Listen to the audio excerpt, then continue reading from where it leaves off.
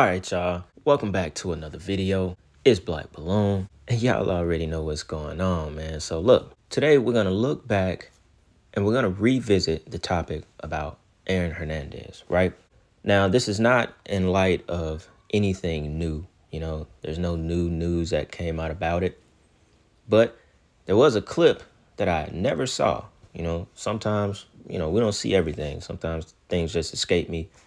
And it was a clip of a couple of former NFL guys talking about what they believe, or, you know, them not believing in the fact that Aaron Hernandez was not suicidal and he did not kill himself.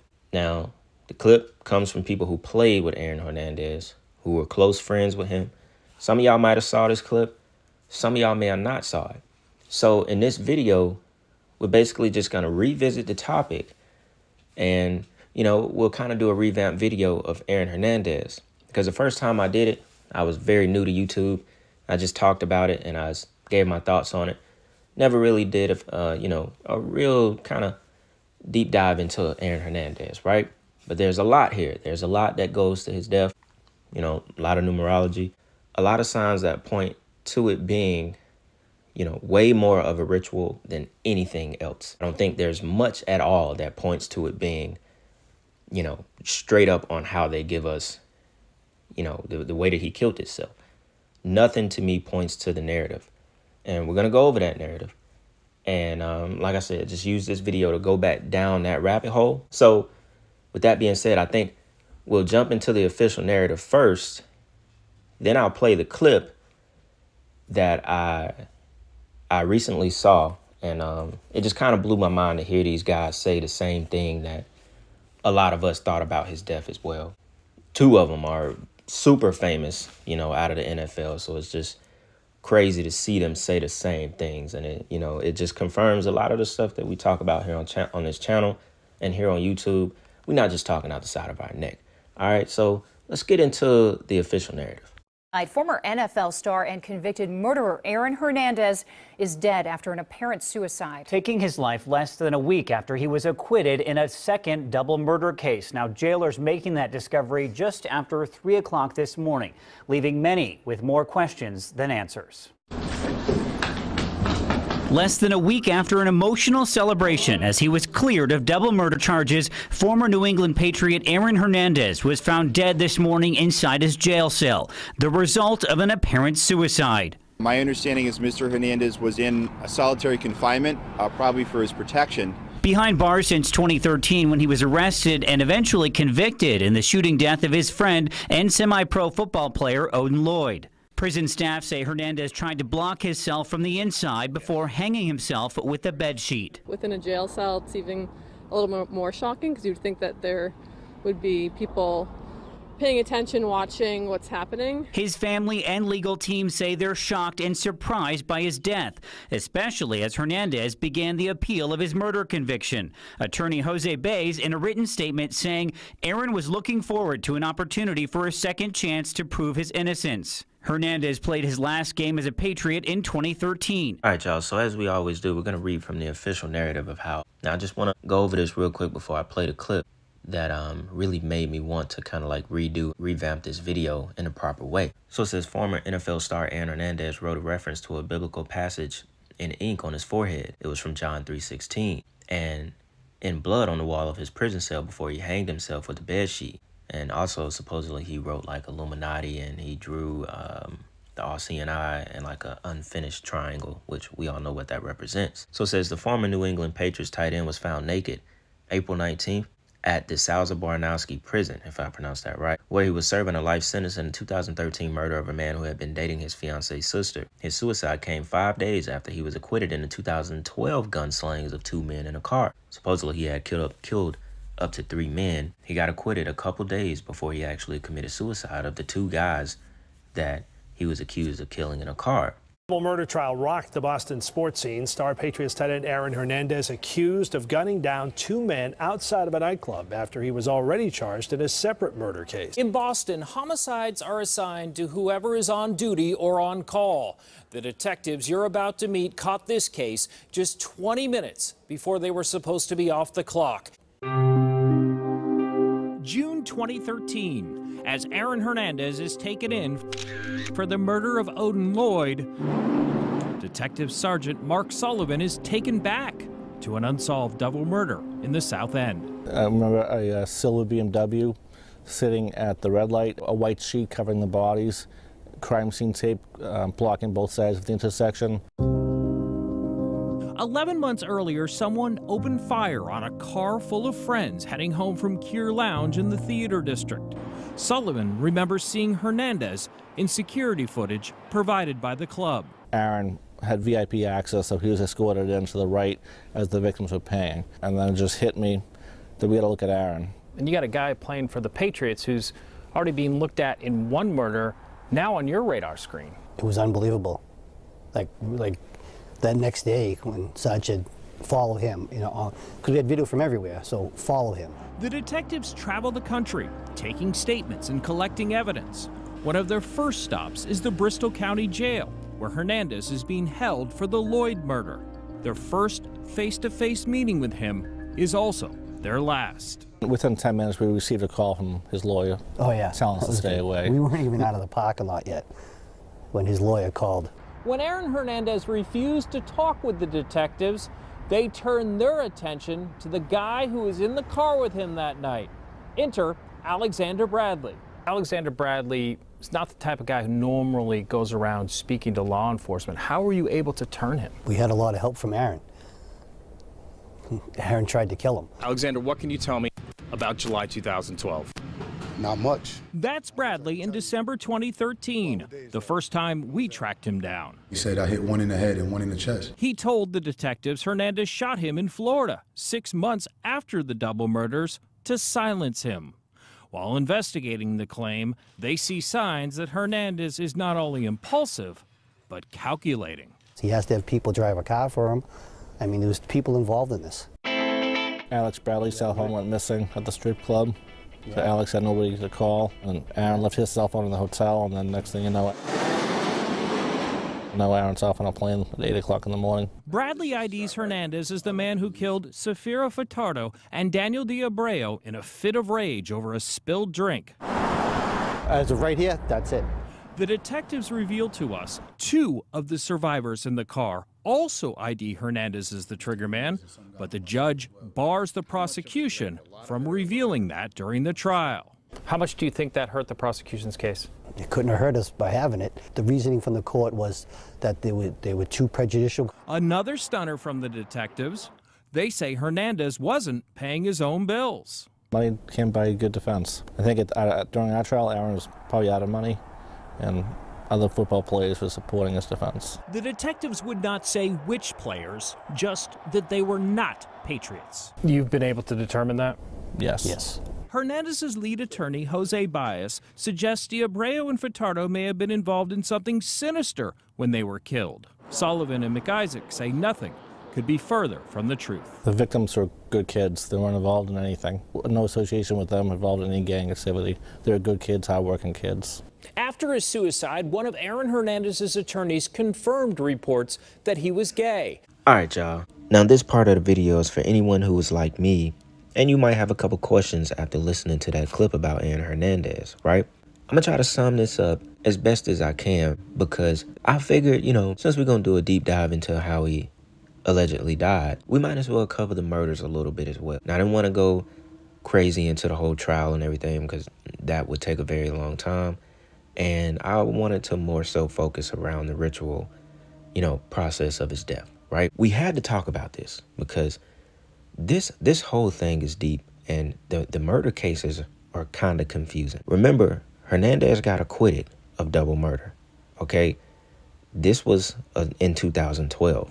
He was already charged and in jail in 2013 when, he got arrested for the murder that he actually was proved that he committed. He was in jail 4 years before he was acquitted of the double murder a year before he killed one of his close friends. To clarify, 2012, he was charged with killing 2 people outside of a bar. 2013 is when he killed his other friend that played football. He was in like a pro league. That was the murder he was actually charged for and serving time for. I even asked myself, I was like, how did he get acquitted in the 2012 murder, right? So it says, the jury found Hernandez not guilty of first-degree murder in the killings of Daniel Abreu and Safiro Furtado.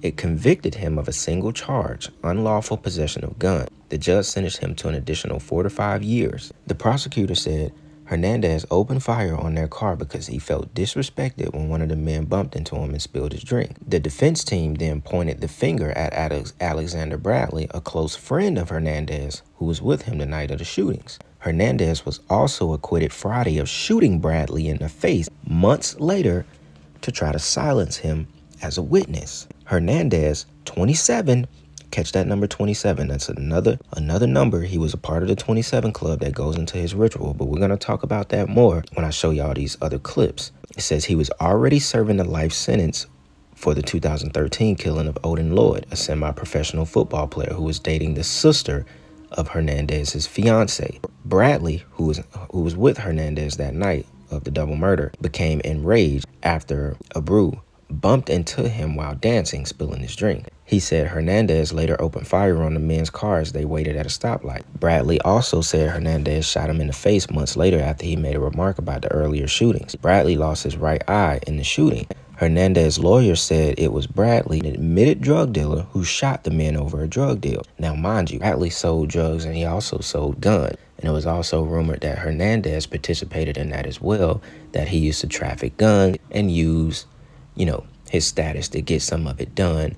Although he signed his $40 million deal a little bit after this murder happened. The defense hammered at Bradley's credibility, citing his immunity deal with prosecutors to testify against Hernandez, his role as the driver of the car the night of the shootings, and his criminal record. Bradley is currently serving a 5-year prison term in Connecticut for firing shots at that nightclub. This article was written in 2017. So Buddy only got 5 years, the guy Bradley, for his role in the shooting that night, right? Bradley, the case is kind of crazy because then it makes you think about this. Hernandez got acquitted of double murder. He also got acquitted of shooting the dude, basically trying to kill him because he was a witness. Who shot the guy Bradley in the face? Because he got shot. His eye is gone. Now, it's almost... This is not a part of this article. We're not going to read over this entire article because basically summed up, no one is actually, you know, there's no one person who shot the guy Bradley in the eye. He admitted that he doesn't know who actually shot him in a text message. That's basically what got Hernandez acquitted of the double murder and trying to shoot him in the face to silence him. Bradley sent a text message to his lawyer saying that, you know, he didn't know who actually shot him, and, you know, the entire reason that he was testifying and, you know, against Hernandez was that he didn't want him to get criminally charged. But it was just all a bunch of just really confusing stuff, because my questions was who actually, I don't think they actually proved who shot the two guys. It's literally left up to what you want to believe. They just did not have any concrete evidence to charge Aaron Hernandez, nor the Bradley guy. So Hernandez was acquitted, and they both were basically charged for just gun possession and firing off a gun. No evidence was concrete enough to prove Hernandez shot him in the face to keep him from testifying. There was also no evidence that Hernandez actually killed those two guys in the car. The only evidence that there was there was 4 people in the car that supposedly Hernandez shot into. The 2 that survived, they said they saw Hernandez do it, but the judge in the case, he didn't allow that to be used because of, I guess, it being prejudice. This case is very confusing. You know, nobody... From what I read and understood, nobody was actually charged in the killing of those 2 men. So like I said, it's left up for you to believe if, you know, Hernandez was like a serial killer, if he really did kill those 2, or was it a drug deal gone bad like, you know, Hernandez attorneys tried to pin it on the guy Bradley. Bradley was a close friend of Hernandez. You got to remember that. So whatever they had going on, they both were in it together. Hell, you know, I don't know. I guess you could go back and be like, yo, so if they shot him, what bullets, you know, came from what gun? They should be able to prove it by the gun that was used. I have no idea. It's really kind of confusing, and I don't think I'm missing anything. I literally read multiple articles, and it's hard to pinpoint who did what. But a lot of people think that Hernandez was the actual killer because of the two guys that said they saw him who survived the shooting. That you kind of can't get around. And I'm not really sure why the judge threw it out under it being prejudice. So this is just me having to go into the murders a little bit just so we could kind of get an idea of who Aaron Hernandez was and did he actually commit those murders? What is actually going on here and how does it tie into his death? I'm gonna leave this section right here. We'll continue on with how he died, and then we're gonna get into some really interesting clips, and we're gonna come back and we have a couple more things to tie into the ritual sacrifice of Aaron Hernandez. This is definitely a confusing one in my eyes, and we know the devil is in the details. So it says a report released by the state police on Thursday says John 3:16 was written on Hernandez's forehead and on the cell wall. Included in their final report, there's a Bible passage that says, "For God so loved the world that he gave his only begotten Son, that whosoever believeth in him should not perish, but have everlasting life." Just about everyone knows that that passage is probably one of the most popular from the Bible. So it says the report from a state police detective assigned to Worcester County say that they found Hernandez around 3 a.m. That's something to take note of. We know that 3 a.m. is right in between the witching hours and when a lot of ritual sacrifices take place. So it says correction officers found that cardboard had been shoved into the tracks of Hernandez's cell door to prevent the door from opening. Hernandez also put shampoo on the floor to make it slippery, the report states. Once the correction officers got inside the cell, they found Hernandez hanging from a bed sheet tied around the window's bars.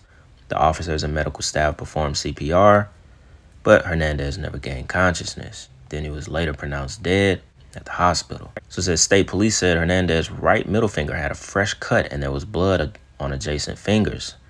Besides the John 3:16 written on his forehead, there also appeared to be a large circular blood mark on each of his feet. On the wall of the cell were several drawings and John 3:16 written in what appeared to be blood. And those drawings were, like I said, supposedly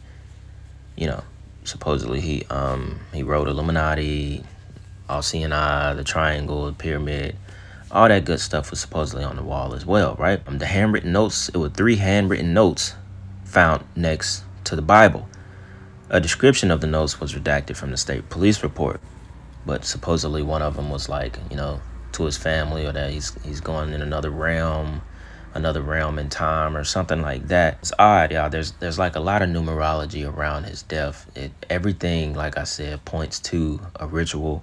Nothing points to it being what they tell us, because what was that? Pimp C, I think, when they found him, he was next to a Bible. He was in praying position. They say Capital Steez jumped off with a Bible. They say, what's his name? Mac Miller was in praying position. Now, they say when they found Aaron Hernandez, he had 3 notes. He was found at 3 a.m. They said 3 notes were found next to the Bible that laid right beside where he hung himself. So for the ones that can see, you know, for the people that are aware, it's very clear what happened to Aaron Hernandez. Correction officers told police that Hernandez had been locked in his cell just before 8 p.m. on April 18th. One officer said he last saw Hernandez around 1 a.m. on April 19th. About 2 hours later, the officer saw a sheet hanging in front of the door to Hernandez's cell. The officer said he asked Hernandez to remove the sheet or sound off. As the officer poked at the sheet, it fell and he saw Hernandez hanging from the window. After that, they tried to open the door. They tried to lift Hernandez to relieve pressure off his neck. Then they began performing chest compressions. State police said a review of the video surveillance shows Hernandez was on the phone just before being locked in his cell. Police said they listened to the last 5 phone calls that Hernandez made. Hernandez does not make any apparent indication of an intent to harm himself. One inmate said Hernandez requested his laundry be ready for the weekend because he was expecting a visit from his fiancée and his daughter. Now, think about that. That right there is why I wanted to revamp this video, show y'all this clip for ones that haven't seen it, because it goes right into what these guys are about to talk about, on how there wasn't any indication that he was going to harm himself. And also another inmate told them that he was expecting a visit from his fiancée and his daughter. And no man in his right mind, or under his own will, will ever hang himself knowing that his daughter and his wife was about to come and see him in just a couple of days. So with that being said, check this out. That's what I want to just kind of, just really ask you, because I know how I felt, because I talked to him the day before everything went down.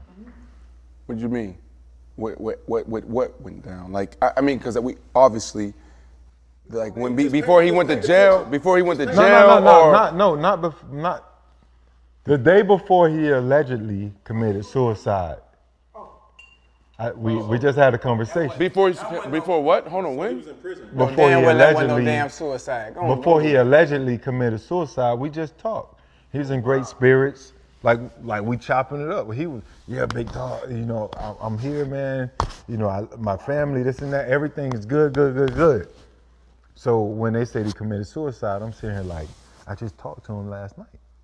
Bruh. You know what I'm saying? He ain't even mentally built like that. He wired different. It wasn't no suicide. So we all got different Chico stories. 100%. Like I was with Chico, like we was in the same recruiting class. So I seen the younger him. And one thing that I'll say about him, how he's being portrayed as this villain, that's not him. That's not him. We talked about I mean, like, don't get me wrong. What in all respects of what happened, the person that I know. Yeah. Like just from your And experience. everybody from Florida at that particular point in time called him Chico. It wasn't even calling him Aaron. Like, no, bro, Chico. You talking about Chico? Right. Chico from Connecticut. Like, yeah. Like, he was a loyal, funny, goofy dude, bro. Like, so much so that he spent Thanksgiving with me and my family. Like that. So don't get like the bashing of who he is and what he was done. That's understandable. We live in a day and time that's what it is. And that's the part that I dislike, is because he's not here to defend himself. Yeah. So everything that's come up, I dismiss it, because that's not the Chico or the Aaron that I had grown to know from the night coming to the crib, to playing the game, following up on the guys, to being a teammate, to being a teammate with him in New England.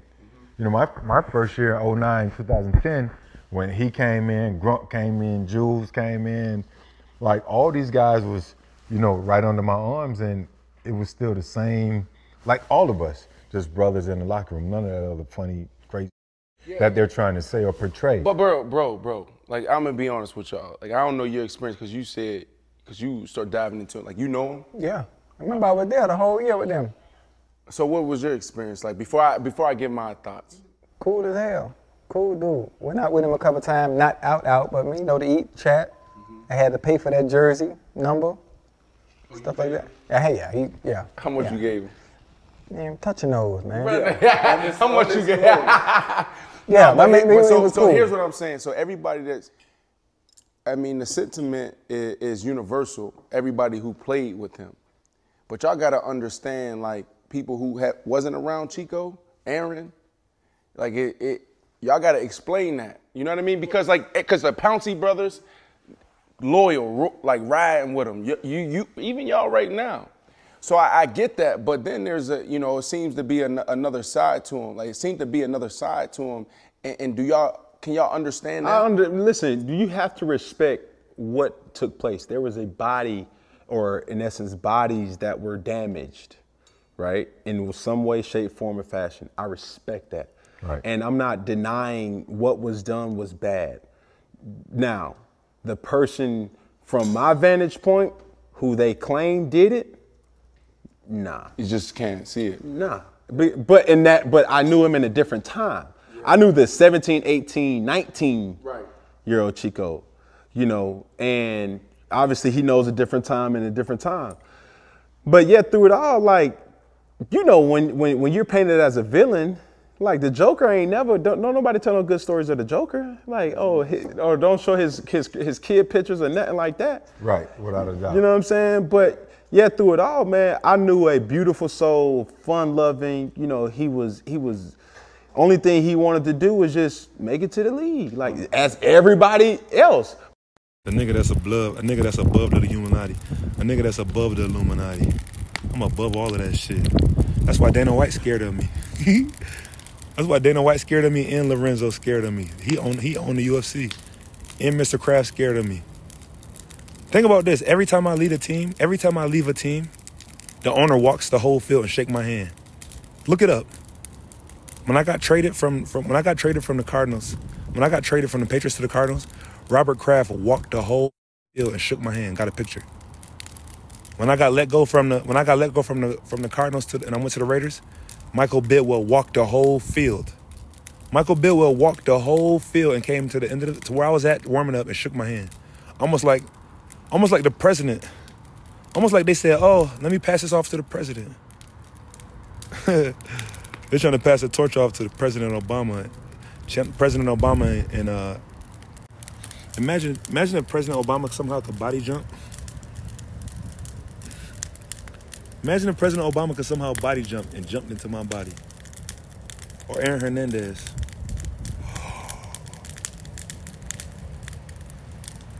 Oh, y'all don't know what Josh McDaniels really did to Aaron Hernandez?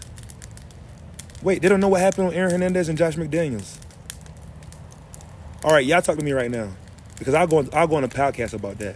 If y'all don't know what really happened with Aaron Hernandez, y'all thought Aaron Hernandez killed himself in jail.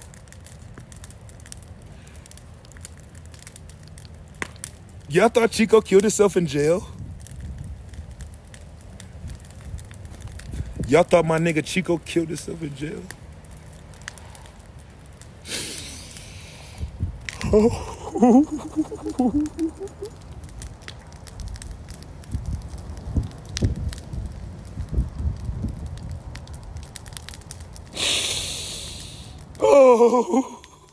All right, y'all. So now we get to the point where no one around Chico, Aaron Hernandez, actually thought that he committed suicide. Now you get the inmate that said he was preparing to see his fiance and his child the weekend that he died. He died on a Wednesday. You also get other NFL players who were very close to him that also said it's no way he committed suicide. That I thought was huge because it's coming right out of people, you know, it's coming right from people that were directly involved in his life. Cam Newton was somebody that played with him in college and knew him at a very young age. Fred Taylor was a guy that even said he spoke to him the day before he committed suicide, supposedly. Now, we already have it, you know, it's known. Nobody thought he died the way that they said. So then we get to the question of why was Aaron Hernandez sacrificed? Who sacrificed him? How did they pull it off inside of a jail cell? Now, I think we have a couple of different famous people that died inside of jails, and it was no way we believe that they actually hung themselves. So I have my opinion, and I think it's pretty close to why he was sacrificed. Now, also, that clip from Chandler Jones that everybody think is going crazy and has lost his mind and he has CTE, you know, he's a schizo, all the stuff that people are saying about him, nobody's really thinking about the fact that this guy is closer to, he was once behind the curtain. Now I guess he said a few wild things on Twitter that has people like not really believing him, because I think he's still trying to be in the NFL while at the same time kind of exposing it. But he also said that they put him in the hospital against his will. And we all know that kind of stuff to be true, man, because they do it to Kanye. They do it to a lot of other celebs as well. And they've been doing it for a very long time. They control the media. It's pretty easy for them to make you seem crazy to the average person. The average person is going to dismiss you as crazy before they believe the shit that this person is saying, because it sounds so out there. That's the oldest trick in the book for them, is making someone look crazy. It's the easiest way for the public to dismiss a person. And that's what they love to do. Because Chandler Jones was, he brought up something nobody's ever really heard, started talking about Josh McDaniels, so on and so on, right? So I thought that clip was interesting to add into the video as well. But I'll just go ahead and get to my why and pretty much wrap this video up. Now, I'm going to say Aaron Hernandez became expendable for the New England Patriots. He was already in jail for the rest of his life. Now, the reason I think that this was a sacrifice for the New England Patriots is because New England won the Super Bowl, if I'm not mistaken, it was in 2015, 2 years after Aaron Hernandez was arrested for murder. They also won the Super Bowl again 2 years later in 2017, which would have been right at about 2 to 3 months before Aaron Hernandez was sacrificed, when the Falcons had a 99% chance to win that game. And basically, we all know the Falcons threw that game because it was a deeper plot than anybody knew, of what was going on. It was a way deeper plot. Mike Shanahan and the Falcons, head coach, owner, they threw that game. I think Aaron Hernandez was sacrificed for one of these. It was a reason behind that game as well, because the Patriots won a championship, I think, every 2 years from 2015 to 2019, if I'm not mistaken. We can check it to be sure. That's about 3 Super Bowls in the span of 4 to 5 years. It just, to me, it's not coincidental. There's no coincidences. And they made that, 28-3 comeback. And then 2.5, 3 months later, Aaron Hernandez is killed at the age of 27 years old, right after New England won another Super Bowl. Now, obviously, by this point, he had been out of the league for 4 years. But it made me think that he just became expendable. He was already in jail for life. So they could easily give him up. Because it's clear as day that this was a sacrifice. It's clear as day that it was a ritual sacrifice. All that's really elusive is why they sacrificed him. Was it for the Patriots? Was it for the Super Bowl? Who was really behind Aaron Hernandez's death, and why and how did they do it inside of a jail cell? Did they put a spell on him? Did he actually hang himself and he just wasn't in his right mind? I don't know. Because then you can't even say that, because Fred Taylor said he talked to him the day before he committed suicide. So how did they get inside of a jail cell and hang this man? How did it happen? I think that will forever be a question, is how and why. What was really going on with Aaron Hernandez to the point where he was sacrificed? And I just believe it was for the Patriots. Robert Kraft, 2015, they had that Deflategate going on where they got caught cheating, deflating balls. They also won the Super Bowl that same year, then won the Super Bowl right before Aaron Hernandez was killed. So to me, all fingers are pointing at the Patriots organization and Robert Kraft sacrificing Aaron Hernandez for the success of the Patriots. It's just they gave up blood. They gave up You know, they gave up another soul. And to me, that's my opinion. You know, I believe it goes back to the NFL and how wicked the entire, you know, sports entertainment associations are. You know, I think it's the NFL was behind the sacrifice of Aaron Hernandez. And it's pretty much as simple as that. It's wicked. It's wicked, bro. The NFL is wicked as hell, just like any other entertainment industry. And all they do is sell dreams. There's only like less than 1% of people that will ever make it to the NFL. So it's very much controlled. And they keep it going by selling dreams. Every young child, you know, who loves sports and football, all they do is dream about making it to the NFL. I was once a part of that. And that's how they keep the cycle of people coming in and out of the league. So to me, once again, it all goes back to the NFL, and it goes back to the New England Patriots. There's a price to pay for everything. So with that being said, y'all, I think we'll go ahead and wrap up this video here. Hope y'all enjoyed this video. Just thought we would actually do a real deep dive into Aaron Hernandez. Y'all let me know why y'all think he got killed. How did they pull it off inside of a jail cell? Did they get someone in the jail to do it? Did they get an officer to do it in the jail? How did they actually pull it off? Y'all let me know what y'all think in the comments, man. So with that being said, it's Black Balloon, and I'm going to see y'all soon. I'm out.